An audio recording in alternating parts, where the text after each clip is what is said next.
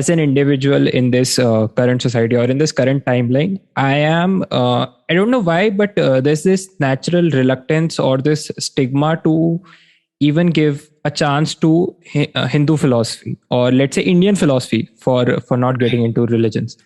So Right. we have this by default nature that okay, Western philosophers, Friedrich Nietzsche, or let's say Kant, Immanuel Kant, or people like these. Okay, it's cool to study them, or even if it's not Right. cool, you're considered as a knowledgeable. Okay, he knows the way of life or something like that. True. So True. why does this happen? Why are we as Indians not as relatable to the philosophies that the Upanishads made available to us? So I think, Ripu, the answer lies in our history. I would say there are two reasons for it. First of all, the scriptures were not accessible to all historically.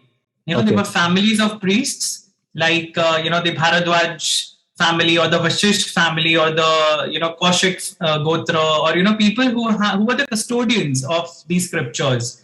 And they were responsible for keeping it safe and passing it down the generations. They are the reason why we still have these scriptures, right? Okay.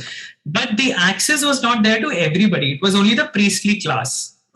Secondly, I think when we became independent, there was no focus on reviving the language, especially Sanskrit. The regional languages were pushed to a periphery. The Indian languages, I would say, were pushed to a periphery. And English became the de facto medium of education. Right. So I think that did a lot of disservice to us, because had we, since 70 years, had people being taught, regional languages still studied, right? So that is why even today, regional literature is still more popular than the original Sanskrit scriptures like the Vedas or the Purans. A lot of people know them because the knowledge of Sanskrit is limited, first and foremost. If we understood the language as well as we understood English today, or Hindi, or French, or whichever foreign languages that we are keen to learn, if we understood Sanskrit, we would have access to these scriptures. We could learn, we could read, and we could find the fascinating facets in the scriptures. So language is the biggest hurdle, first of all. And secondly, I think, Western philosophy, not just philosophy, I would say Western mythology, whether it's Egyptian, Greek, it has been turned cool by Hollywood. Right. Okay. So a lot of movies have taken up these mythologies and they've brought them to the audience in a new way, which was exactly what I was talking about in the beginning. You need to connect with the changing audience in a different way, which has not happened for Indian mythology or philosophy till now, to at least on the big screen. There are various series, there's various television mythologicals that have come. But again, they don't approach it in a different way. They approach it in the same standard format, and they're meant for the religious-minded audience. Exactly. But if you have something like a Harry Potter borrows heavily from Greek mythology. All the spells, they are in Latin. The fantastic creatures who are there, the griffins, the basilisk, they are all from mythology. So it borrows heavily from mythology and builds it up and suddenly makes it all look so cool.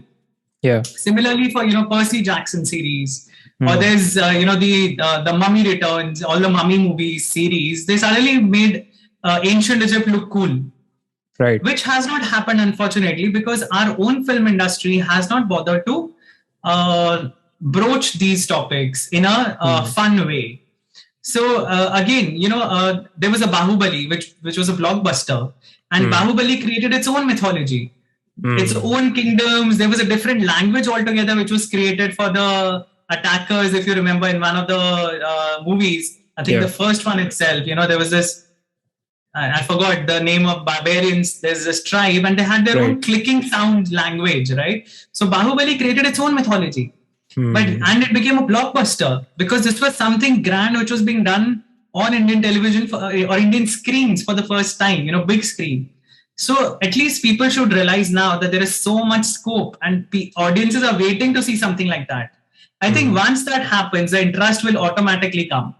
So, and I'm not pushing the onus onto the filmmakers only, but I think, there's a need to bring it out. So the responsibility is equally for everybody. And that's why I started writing, for that matter, because I was doing the blog and the blog was fairly popular.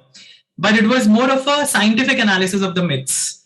Right. And then I was approached by my publisher, and they said, we want you to do a story in a book format. And I was like, I write articles and I don't really do stories. I've never written a story in my life, except for the stories that we told in school, to escape the punishments. But otherwise, not too many. So, so my editor somehow convinced me to do a book, and that's how Vishwamitra came. And then it got followed by Parshuram and Bharat. And while I was writing, that was a conscious thought in my mind that I'm not writing for the person who's looking for a religious book. I'm writing for the urban audience. The books are in English. They should be read by the urban audience who's, maybe just passed out of college or still in college, or even people who have started working, and, people who want to connect to their roots. And that is the reason I've given a lot of background, a lot of philosophical and mythological background in the books. It's not just about one man's story. It's about the politics of that time. It's about the history of that time, the geography of that time. And that is how you can connect. So I'm doing my bit in spreading that knowledge.